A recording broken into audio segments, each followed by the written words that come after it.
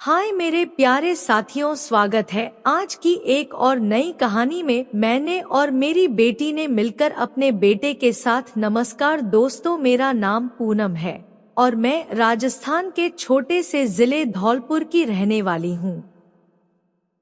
मेरी उम्र अभी 40 साल है। मेरे घर में खाने पीने की कोई भी कमी नहीं है, इसलिए मैंने अपने आप को काफी मेंटेन करके रखा हुआ और मैं एक उच्च पद पर काम करती हूँ। एक कंपनी में मैं सुपरवाइजर की पोस्ट पर हूँ, जिससे मुझे काफी अच्छी सैलरी भी मिलती है। मेरे पति की मृत्यु को लगभग 5 साल पहले ही हो चुकी थी, तो मुझे अब काफी दिक्कत होने लगी थी, क्योंकि पति के बिना मेरी जिंदगी लगभग अधूरी सी हो गई थी।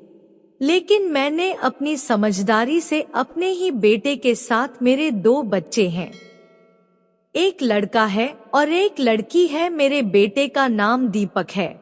उसकी उम्र अभी 21 साल है और वह अभी पढ़ाई करता है। इधर मेरी बेटी उम्र लगभग 26 साल की थी और वह मेरे साथ ही रहते थे।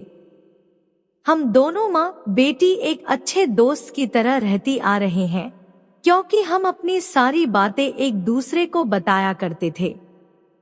वो अपनी सारी बातें मुझसे शेयर भी करती थी। घर में सिर्फ मैं और मेरी बेटी ही रहती आ रही थी, तो कभी कभी हम अपने लिए बाहर से खाना भी ऑर्डर कर लेते थे और हम दोनों खूब मार्केट जाते।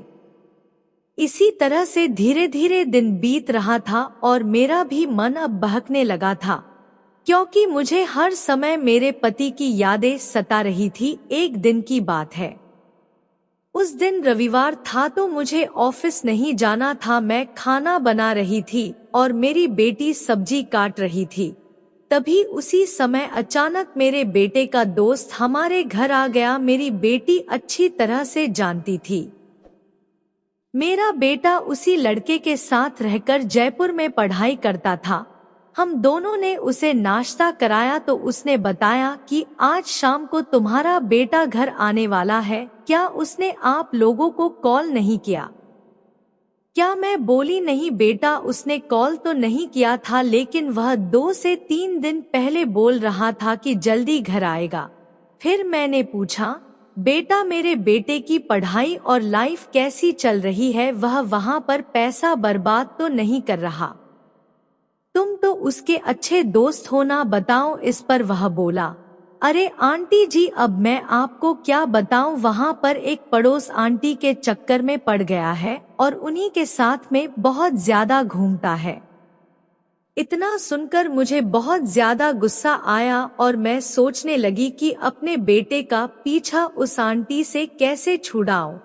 इसी बीच मेरे बेटे के दोस्त का फोन आ गया, तो वह हमारे घर से बाहर चला गया।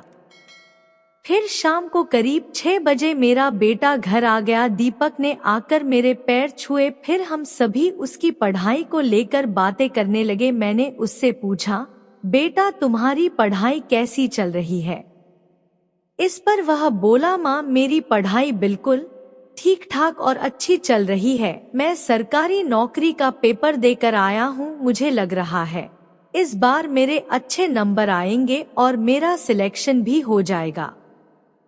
बेटे के मुंह से इतना सुनकर मैं बहुत ज्यादा खुश हो गई। वह काफी दिनों के बाद घर आया था, तो हमने खूब बातें की और बाद में हम सभी ने नाश्ता किया। रात हो गई तो सभी सो गए। रात को सोते समय ही मैं अपने दीपक के बारे में सोच रहे थे, कैसे उसे इस दलदल से बाहर निकाला जाए। यही सब सोचते हुए मुझे नींद आ गई और मैं भी सो गई। अब मेरे बेटे को आए लगभग 10 दिन हो गए थे। सुबह का समय था, मुझे ऑफिस जल्दी जाना था। मैं जल्दी जल्दी खाना बना रही थी। उसी बीच मेरे फोन पर मेरी बहन का फोन आया। वह बोली, दीदी तुम जल्दी से गांव चले आओ, पिताजी की तबीयत बहुत ज्यादा बिगड़ गई है। इतना सुनते ही मैंने मोबाइल रख दिया और दीपक को साथ लेकर चल दी और मैं बोली कि चलो, तुम्हारे नाना जी की तबीयत बहुत ज्यादा खराब हो गई है, चलो हम उनकी तबीयत देखने के लिए तुम्हारे नाना के घर चलते हैं। फिर मैंने अपने बेटी को घर पर छोड़कर हम दोनों माँ बेटे वहां से निकल गए। हमें लगभग 35 किलोमीटर दूर जाना था तो हम बाइक से ही जा रहे थे जब हम दोनों वहां पहुंचे और मैंने अपने पिताजी से भेंट किया तो अस्पताल से घर आए और उनकी हालत अब ठीक थी।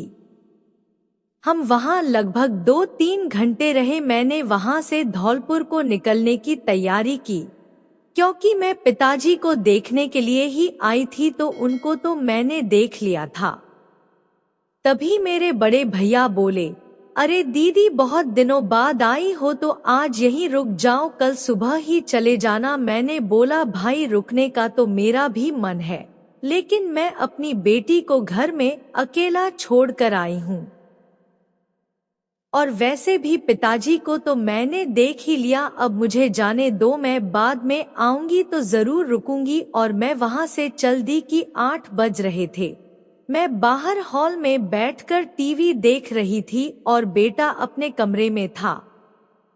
मेरे मन में कुछ कुछ विचार आ रहे थे। मेरा मन बहुत उदास था और मैं खुद को रोक ना सकी, इसलिए मैं अपने बेटे के पास गई और बोली, बेटा तुम मेरा एक काम करोगे? इस पर वह बोला, हाँ मम्मी आप बोलिए क्या काम करना है। इस पर मैं तुरंत बोली, दीपक मैं बहुत बोर हो रही हूँ, क्यों ना हम माँ बेटा वो करते हैं, प्लीज मना मत करना। मैंने बड़ी उम्मीद लगाकर तुमसे कहा है बेटा। वह बोला, मम्मी इसमें मना करने वाली कौन सी बात है। फिर हम दोनों ने वो सब किया। अब मैं भी बहुत ज्यादा खुश थी और मेरा बेटा भी बहुत ज्यादा खुश था। मुझे लग रहा था कि मेरी सारी खुशियां मेरे बेटे के रूप में अब वापस लौट आई है।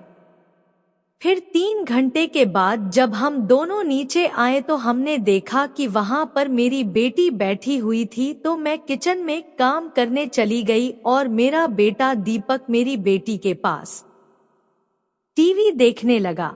फिर मैं किचन में सबके लिए चाय बनाकर लाई और चाय मैंने सबको दे दिया। चाय पीने के बाद हम सभी परिवार के बारे में ही बातें करने लगे। इसी बीच मेरी बेटी ने कहा, मम्मी अकेले अकेले वो कर लिया, मुझे बताया भी नहीं, मुझे भी इसमें शामिल करो। मैंने उसे बहुत समझाया लेकिन जब वह नहीं मानी तो फिर था, हम तीनों ने मिलकर खूब मजे किए। अब हमारी जिंदगी खुशियों से भर चुकी थी। अब जब भी हम बोर होते तो मैं और बेटी बहुत ज्यादा चीखते और हमारा बेटा वो करता जिससे हमारी बोरियत खत्म होती। इस तरह से हम सभी खुशी खुशी रहने लगे। कुछ दिनों के बाद मेरे बेटे की सरकारी नौकरी भी लग गई और वो टीचर बन गया था, तो हमारी जो कुछ भी परेशानियां भी दूर हो गई थी। अब मेरा बेटा हम लोगों को लेकर शहर में चला गया जहां उसकी नौकरी लगी हुई थी। इस तरह से अब हमारी जिंदगी काफी ज्यादा बदल चुकी थी। तो दोस्तों यह थी आज। आशा करती हूँ दोस्तों कहानी आपको पसंद आई होगी। अगर कहानी पसंद आई हो तो वीडियो को लाइक और कमेंट में अपनी राय जरूर दे। ऐसे ही वीडियो देखने के स्टोरी किंग चैनल को भी सब्सक्राइब कर दे। मिलते हैं ऐसे ही प्रेरणादायक अगली वीडियो में, तब तक के लिए bye bye, love you, take